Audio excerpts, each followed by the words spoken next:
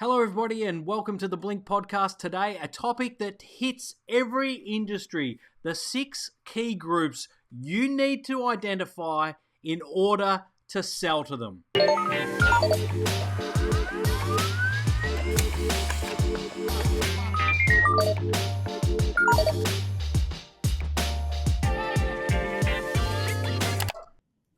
Here he is. He's jumped the gun. My good mate, Darren Pratley from across the ditch. We've got a great topic today. I've got my dog barking in the background. I've got notifications happening. It's all going crazy. But a very important episode today. 6 key groups that you need to identify in order to sell to them. And this is applicable to all industries. We're going to go through and pick industries and work out how these 6 topics apply to each of those industries, how to identify them, how to sharpen your pencil, so to speak, so that coming into spring, coming out of winter, we know there's one thing people love to do. They love to start spending their money from now onwards. So if you're in a business that's been a bit lean through the dark winter that was Australia, New Zealand, and other places in the Southern Hemisphere, it's about to start changing. The blossoms are out, and so are the wallets. Interest rates in New Zealand have been cut. More money is going to flow into that economy. You are on the way out of it. That's got to be that sign today, surely, as we speak. Now, this podcast probably won't go to air for another week or so, so understand that we're a little bit off the pace, but interest rates have literally just been cut in New Zealand, and that changes things, doesn't it, Darren? Absolutely, mate. And look, we've been hanging out for this for quite a while now because it really has been a topic that we feel like has been hampering positivity in the economy. So lots and lots of businesses have been struggling. You know, some real industries out there are really been suffering really bad. So we're in a situation where we're going to have an environment where we're on the better side of it now. We're starting to see some positive change. We've had some tax cuts in New Zealand as well. So you're getting tax cuts, a reduction in your interest rate. All of a sudden, I think it's going to be, and probably for me, more important, it's the perception, because I think right now we're running on negative confidence. So we're in a situation where everyone's been down in the dumps. And as soon as we get some positive confidence going, I think it's going to really help us change the environment that we're in, and people are going to feel more confident and keen to get out there and do stuff. So yeah, it's a great news story, and I think it's the start of heading in the right direction. I think consumer confidence is so important, even probably more important than the actual interest rate saving itself. 100%. Because for retirees or people in superannuation, they probably don't even notice interest rate cuts, so it doesn't affect them. University students or pre-house buying people, doesn't affect them, but it gets the families, right? And that's where things get nervous and people tighten up, and consumer confidence becomes a massive influence. But you just said you've had tax cuts as well? Yeah. So we've had a sort of realignment of the tax bands in New Zealand, which means that it does provide for households to get a bit of extra money because of those bands shifting. So it's been a long time before those bands have shifted in New Zealand. So what happened was, as people got pay increases, you moved up really quickly into the next tax bracket, which means you paid more tax.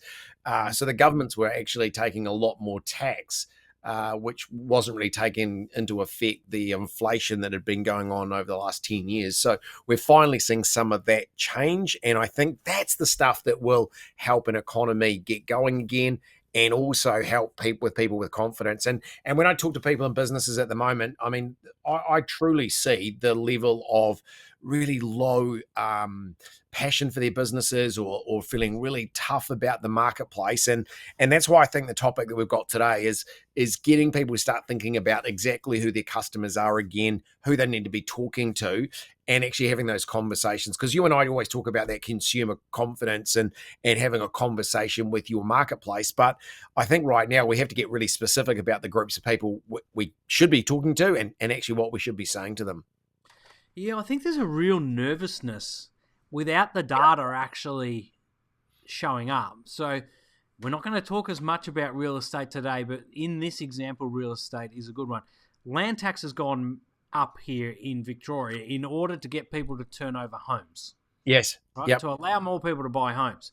And the one industry that is benefiting from that, so typically on a rent roll, agencies would expect that 5% of that rent roll goes to market every year.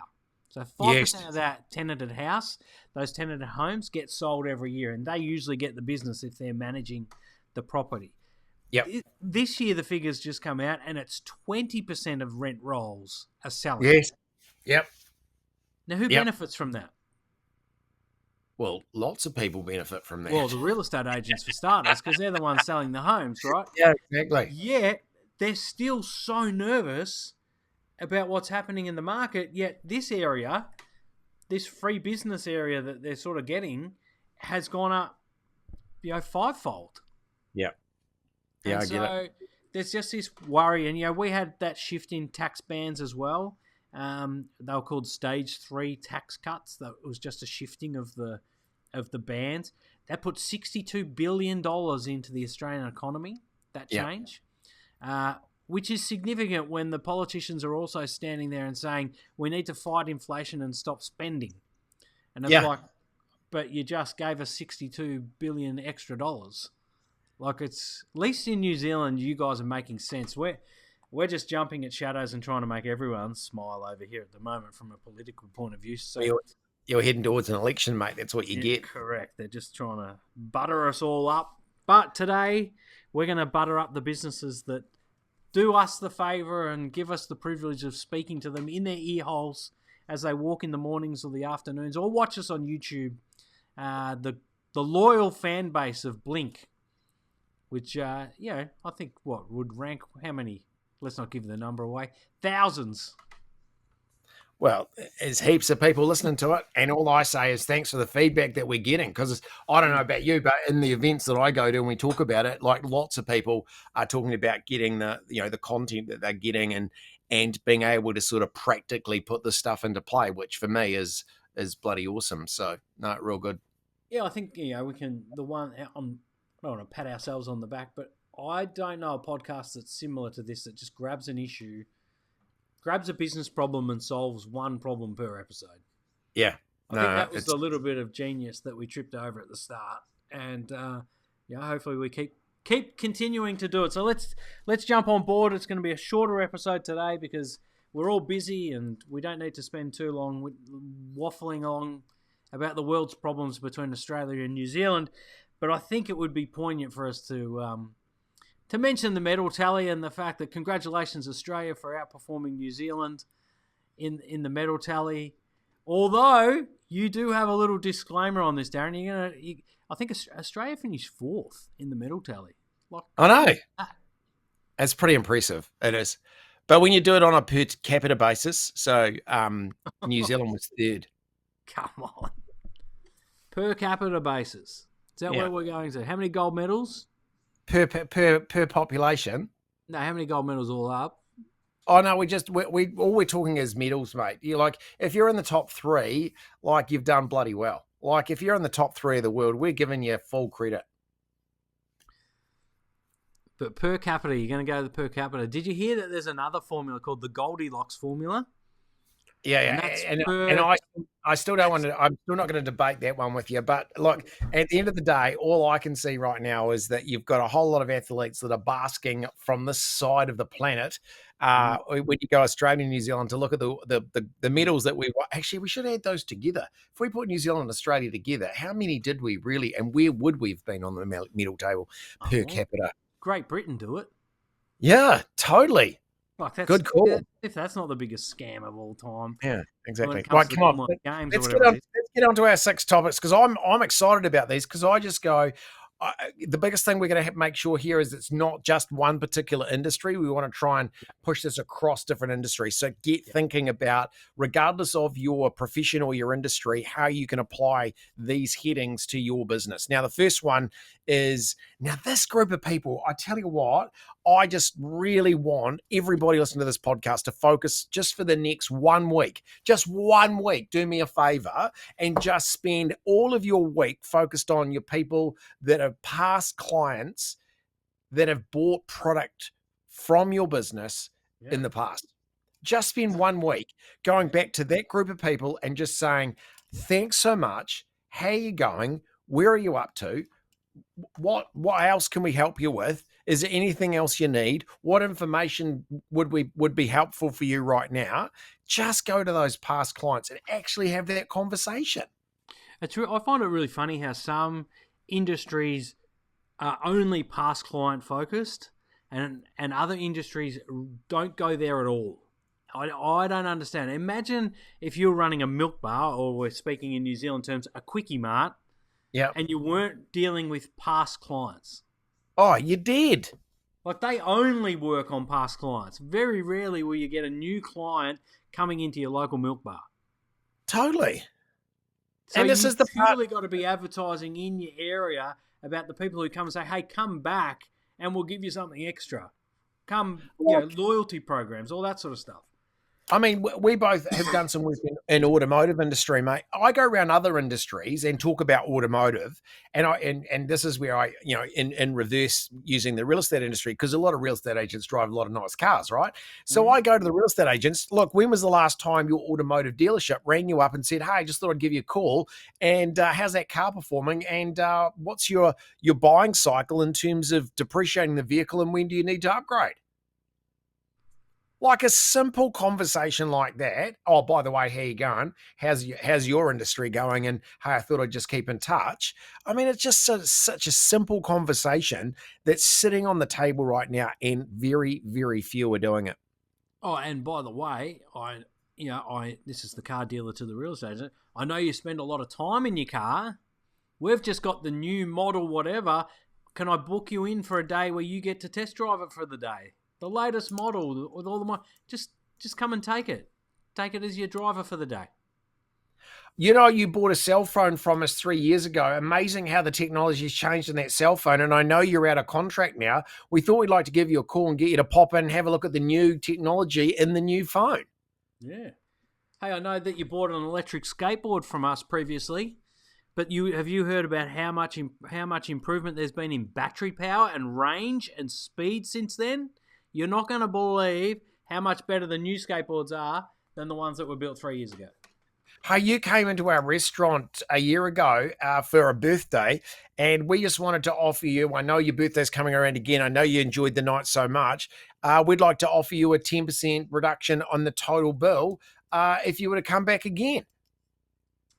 Hey, I know you come to me and get your coffee every week, but I haven't seen you for a month.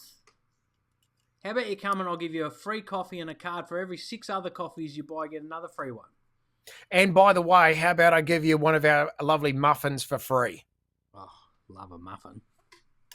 I'm just like, those past clients, what are those past clients worth to your business? They are worth huge, huge opportunity. And I just go, like, for next week, could you please just spend a whole week on focusing on past clients and just watch what happens to the opportunities that you get? Because, those are the group of clients that should love you, that should want to come back, and they just need the invite or the opening for them to be able to come back to you. Yeah, there's a sports brand. My girls obviously play hockey. There's a sports brand that does it very well. What they do is they go through the tournament photos. That are public access, right? Clever. So they go through the tournament photos and they see which sticks the top girls are playing with, and they'll grab those photos. I think they actually purchase them even, and then tag the girls in the posts and say, congratulations on a great tournament. Hashtag Team Mazon or hashtag Team Kookaburra. Oh, I love it. And the girls love it because it's social credibility on these big sites. The photos are usually the awesome, great photos. So, there's some privacy hurdles you've got to get through there, but as part of playing in the tournament, you tick for that to be able to happen. So, away you go. So, I mean, you've got to be smart about it, but it's thinking that way. Oh, and that past client connection is just such a critical group of people that you're staying in touch with, right? And the way the world is going now, and you mentioned it, the bloody privacy considerations now that you have to jump, and the hoops you have to jump through. if you haven't got permission from your past clients to keep in touch, then maybe that's the reason for your call. That I just wanted to make sure we're able to keep sending you offers and opportunities in the future, and just make sure you're okay with us connecting with us. I mean, Yeah. that's an easy phone call or a connection to make. But it's a no-brainer because they already buy. Yep. And that's the biggest hurdle in the world, right? If someone walks in to your car yard, are they a tyre kicker or are they actually going to buy? You don't know. But No. with a past client, you already know they do. That's it. So they've 100%. been there before. You should have confidence you can get them there again at the right time. Love it. That's That's gold. All right, let's move on. Past appraisals was the topic of the 6 groups, so that's obviously real estate related. So how would past appraisals transfer into other industries? So this is basically past inquiries. So this is where you've got situations where people have made an inquiry but not gone ahead or gone any further. And this is such an important group of people because even those industries that you're required to do a proposal or a pitch document, go through, have a look in your business right now. How many pitch documents or proposals have you sent out where the customer hasn't gone ahead yet? And you remember the word that I used then was Not yet. dead yet. Not dead And yet. that's the piece, right? Is to go grab a hold of all those past appraisals. And do you know what I say to people with those past inquiries? I say automatically do an update. So update the appraisal, update the inquiry, update the information, update the pitch document with a new date on it and the new offer, and then send that out to that same group of people. Because what you're doing is you're letting them know, hey, I still got your information. We've had some changes in the industry and this has got a bit more expensive. This has got a bit cheaper. This has been harder to get, but we've got some at the moment. So you actually create a new past inquiry update that allows that group of people to reconsider your offer again. Now, there will be some people in that group that come back to you and say, sorry, we've actually already purchased, but it's so good to know that, right? And there'll be a whole lot of group of others that will say, actually, we're not doing it at the moment. Well, the bit that I'm picking up there is at the moment. So again, that's still another good group of people for you to keep in touch with. The internet does this so well. Yep. You know that if you're scrolling through Facebook or Instagram or any of those and you click on an ad on something that half interests you, the retargeting is It's huge. Premium. Yep. And you can get it for forever. Yep. Forever. Yep. Yeah, it even gets to the point sometimes where you're a little bit hesitant to click on the link because you know what's going to happen. Yep, definitely. But yeah, that retargeting of people who have dipped their toe in the water is so important. Car yards. They walked in and had a look at a car. Now, most car salesmen will hand them a card and say, if you decide that you want to have a car, why don't you give me a call? Well, you've just given them all the power. You've got to engage them in a conversation where you can spin it around and say, get a bit more data and say, hey, listen, don't answer the question straight away. Say, give me your email and I'll send you a full report of what's available or where it all sits on Monday. And then at least you've got their data and you're now in control where you can retarget them.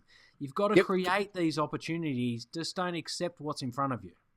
Give you a good example of this. One of my dealerships is really short on secondhand cars of a particular model. So what they've done is gone into their database and actually rung people who purchased one of those cars and said, we would like to give you a appraisal for that vehicle. And because you bought it from us, we're going to give you a discounted package that goes with it if you buy the new model. So we'll buy the second-hand one and you can get a brand new one with a package on the back of it because we know you've already got one of those and we want more of them. So how about we do it? The old 2-for-1. It's such a clever way. And that's where that past inquiry, managing that group of people is just gold all day long. And, probably nowadays, I think businesses have really got slack in that. And I think that's an area that from today, if you can just put some time into, hey, let's just go back into those past inquiries that you've had and actually go, right, how do I rekindle a conversation or create a new offer for that particular client? Yeah, I think that's genius. All right, number 3, pretty interesting and pretty straightforward, your professional network. Yep. So this is a group of people that you deal with as sort of professional services around the maybe the product or the service that you provide. So, solicitors, accountants, other business networks that are similar to yours that you use, maybe a supplier of a particular product for your business. That network are also opportunities for you to get new business from. So one of the things that we want to be doing here is being able to connect with that whole professionals network that are around your business, regardless of business type. And my one for this one is always get them into either a face-to-face conversation or do an event, whether it's drinks after 5 or, just a chance to get people together and as a professional network, see and network with the people that work with your business or your industry sector. And it's such an effective way of identifying new sales opportunities. You touched on it before, right? The car dealership dealing with the local real estate agents. Yeah. And I'm sitting here where I live, and I'm virtually on the edge of Car City.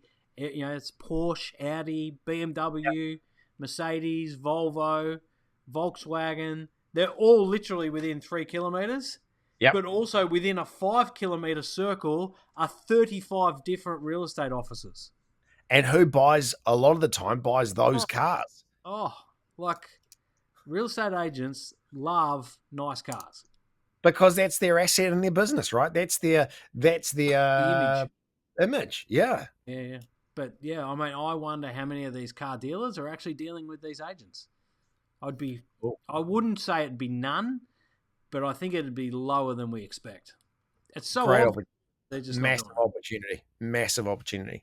Yeah, but I also think if we look at professional networks, it can be other things like, look at different people like doctors and solicitors and different networks like that are busy and need help.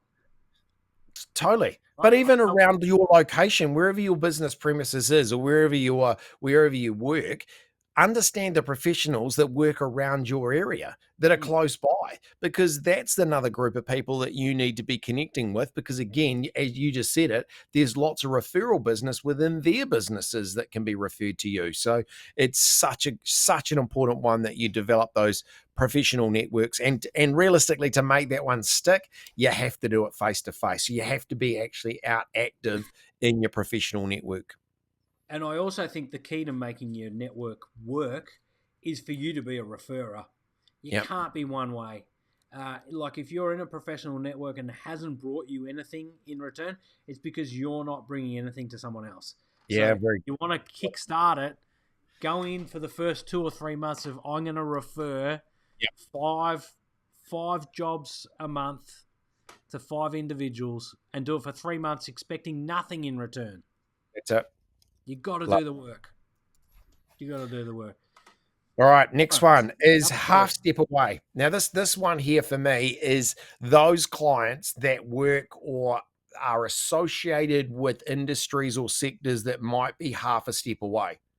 They may be in a sector that, and we're thinking about, so automotive industry, think about the industries that work around the outside of that. So it could be businesses that do canopies or businesses that do sign writing or businesses so all of those networks that are half a step away from your particular industry sector, that it might mean you have to step out a bit to get connected with them. But boy, oh boy, there's again a huge referral opportunity with those people that are half a step away.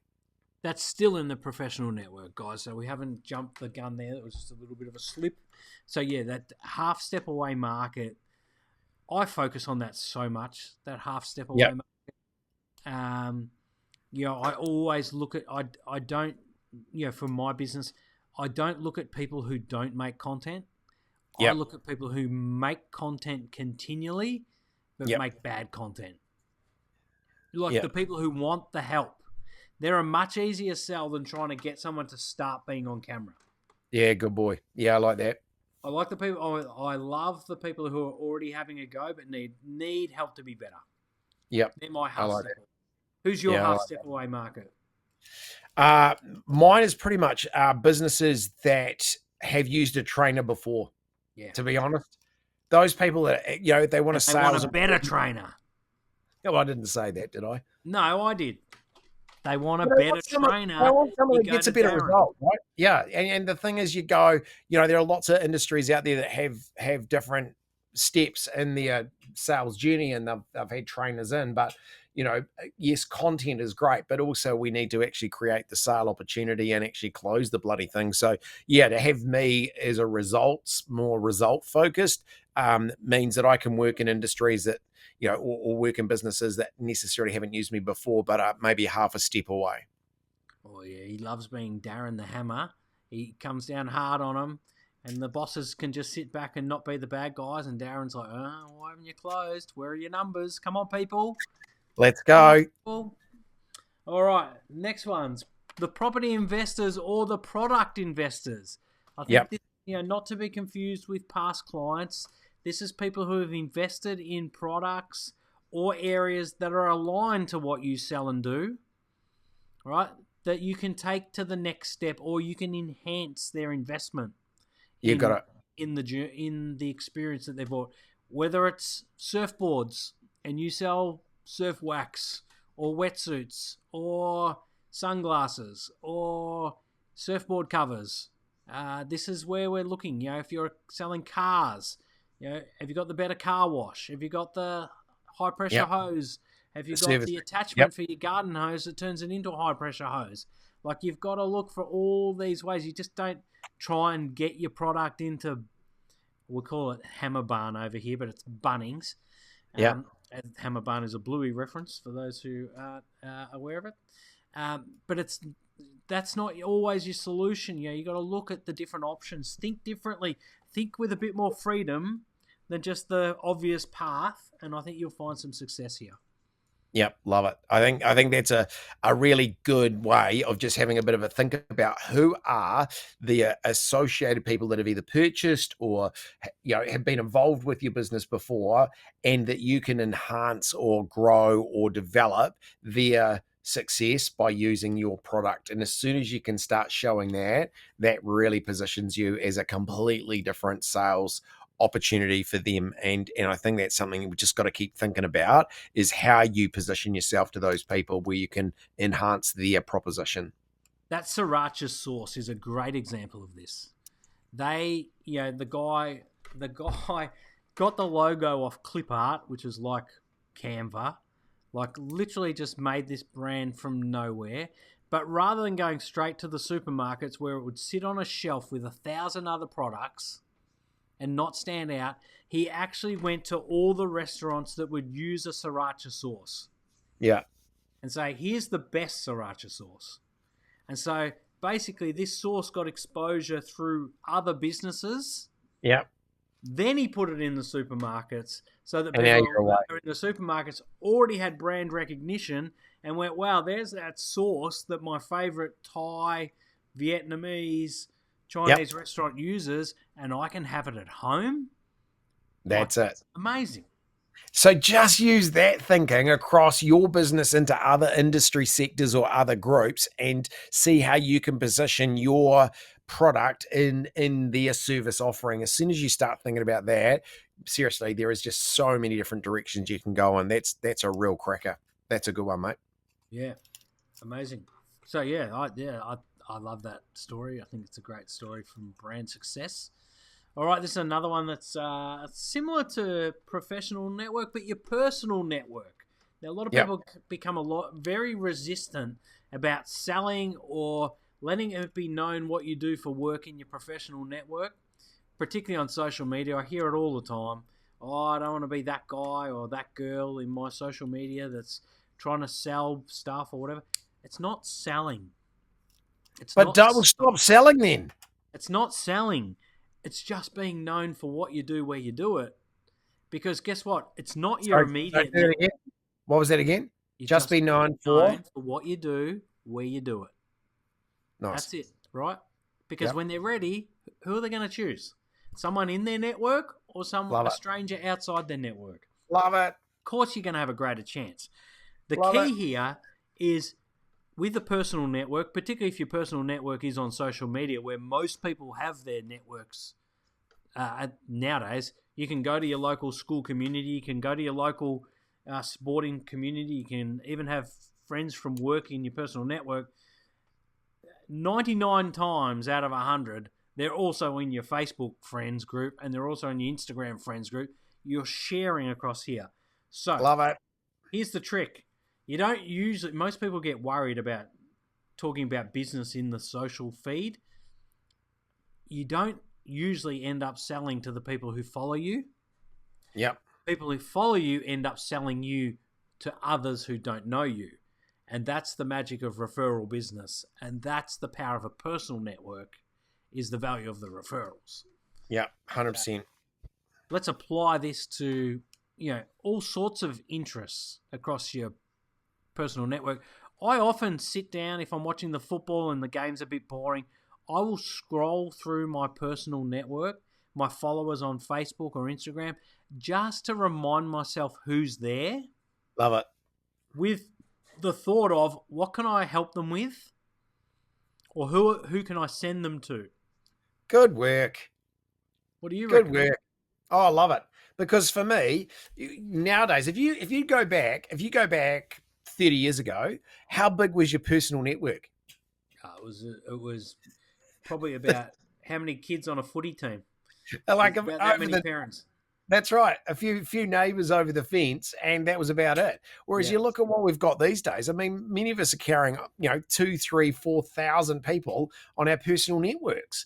And you're going, it's just a changed environment. So the ability for you to reach out to those personal networks and say, now, this is the part for me, Jonathan, that I just really, I so agree with you, because when it comes to selling to your personal network, the thing you can't do is sell to your personal network. No.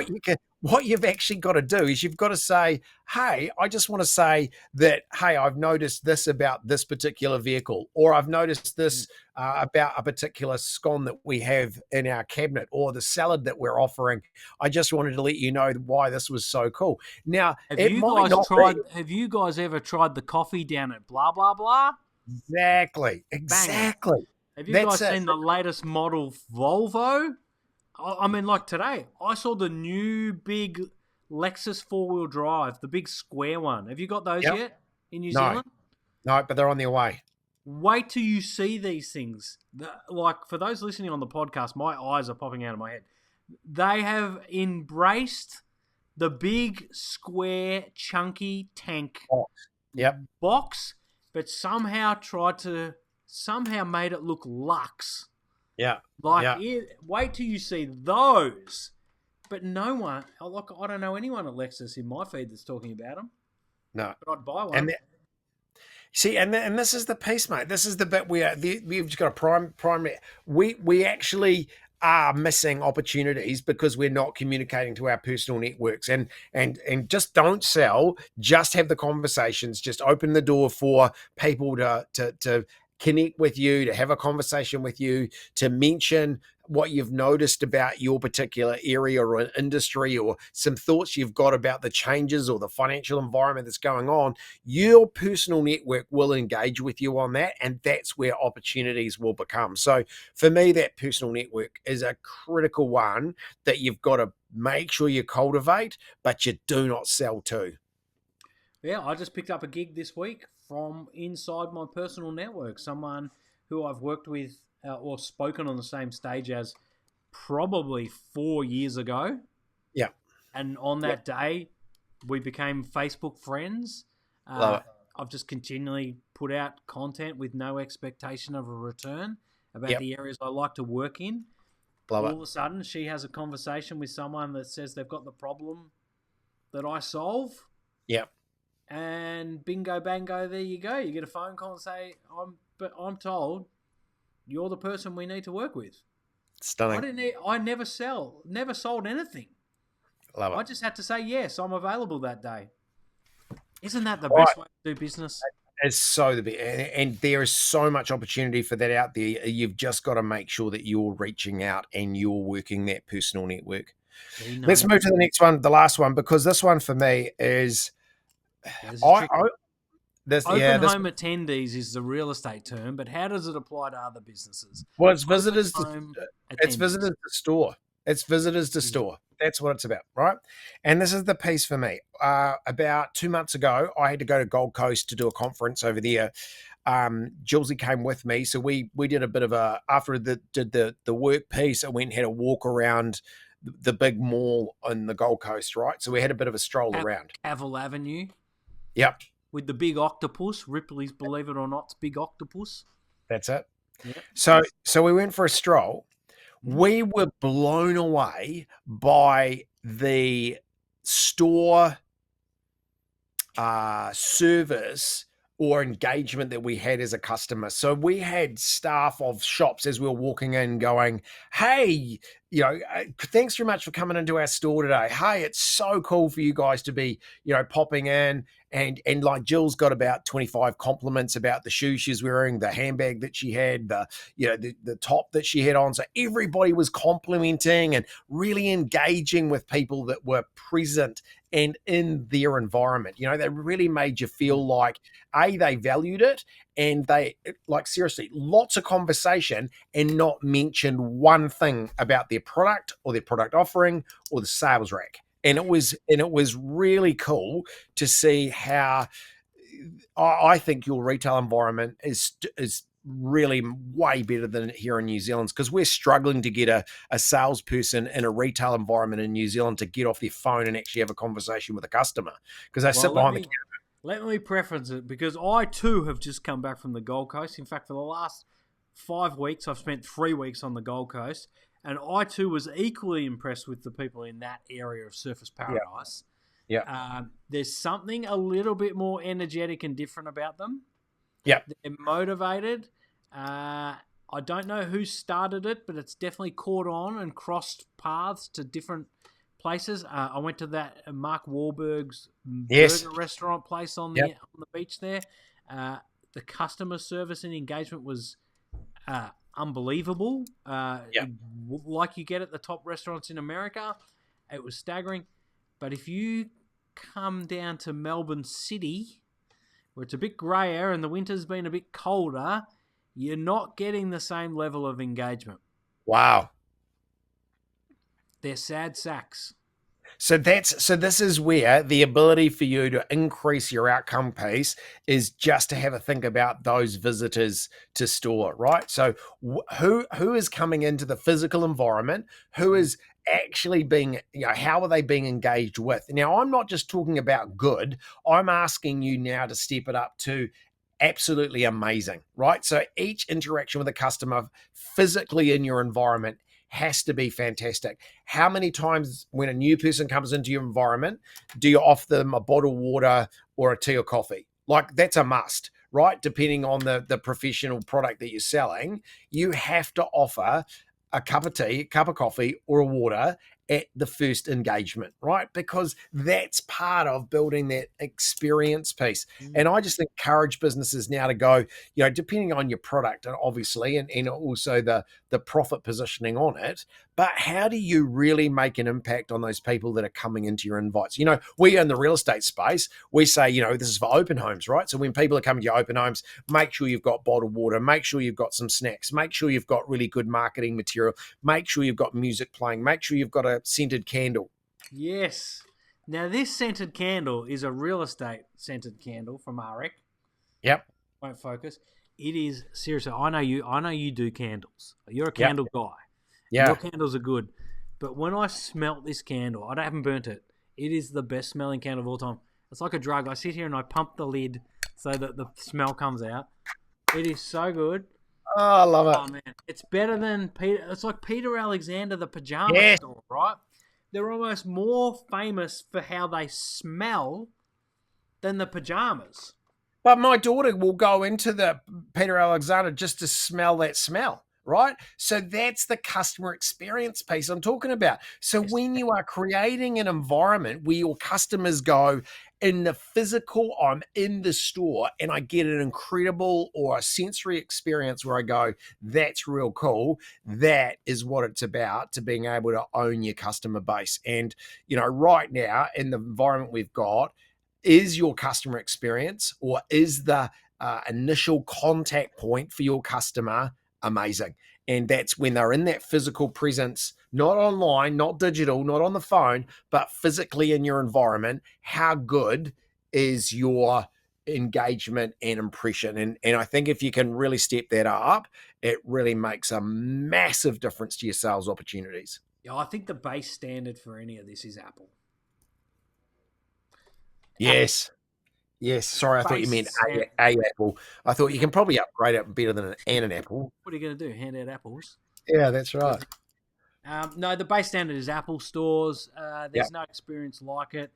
I had, pre-COVID, I bought a brand new 27-inch iMac, very expensive computer. Brought it home. It worked for about 2 weeks before it got the green screen of death. And I was a little bit frustrated. But I walked into the Apple store, and within half an hour, I walked out with a brand new, better computer than I had. Very, very happy. And they're just magicians at it. So if you've got a business and you're struggling with customer service, doesn't matter what sort of business you got to have customer service at some point. Otherwise, you're not selling things. Yeah. Just go to an Apple store, see how it works, see how they talk. They're not overbearing. They're not over smothering you or stalking you like they do in some of the retail clothing stores nowadays. It's like they want to be your personal, queer eye for the straight guy type service in the change rooms. No. Apple just let you breathe. They get the data that they need from you and take the next step from there once they're informed. And I think that's the key. Listen before you act. Love it. Very cool. Mate, that is like, for me, for a podcast, you just go, that's 6 key groups that if anybody listening on this can just go, let me just grab hold of those 6 groups within my business. Yeah. Be strategic in the way you build your business connection with those groups of people. I know that you're going to get massive reward from that in this, because this market is changing. We talked about how the economy is changing. The environment is going to change. The wind is coming back, but you got to make sure you get this stuff right. Yeah. I think that's it. I think 100%. These are apply them to your business. If you're having troubles, leave something in the comments about which ones you can't work out how to apply to your business, and I'm sure we'll get back to you. In fact, we'll get back to you to help you on this. That's what we are. We're a two-way conversation with our audience here. So reach out, use us as a resource. We're happy for you to reach out and use us as a resource to help you grow. It's been a great episode. Anything else you'd like to add before we wrap it up? I just want to, like, the next episode, we've already got, what have we got? 3 or 4, maybe 5 questions that we've got from guests, from listeners. So if you've got a question about your business or you want some help, why don't you just drop us a quick note? We're going to do the next session is going to be completely answering these questions. So why don't we do that? And if anyone out there listening to this right now has got, say, this is what my challenge is, I'm struggling with this in my business, chuck it through to us. And what we'll do is we'll cover that with these other ones in the next session as well. We might even do it live stream to either YouTube or Facebook. Stop it.